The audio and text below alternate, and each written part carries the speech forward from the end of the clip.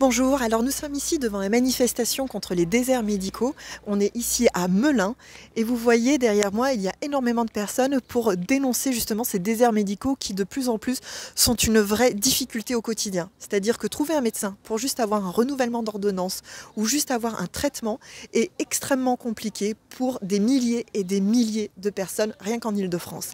Alors Valérie Pécresse, là-dessus, elle ne fait pas grand-chose, mis à part envoyer des grands éléments de langage où elle déplore que la région soit la plus inégalitaire, mais soyons honnêtes, c'est quand même elle qui a entretenu et même favorisé cette inégalité.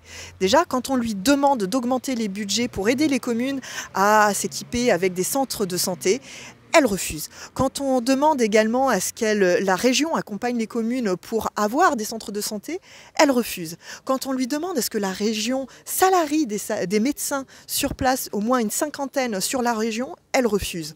Donc on voit bien que les larmes de crocodile des uns, ça suffit maintenant, parce que la réalité, elle est là et aujourd'hui, pour des milliers de personnes, avoir juste un médecin, avoir accès à des soins, aujourd'hui c'est devenu un privilège et même un luxe. C'est ça, la région inégalitaire que nous propose Valérie Pécresse. Pour nous, ça suffit, il est temps de changer les choses et de faire un véritable choc de solidarité, mettre les besoins là où on en a le plus besoin.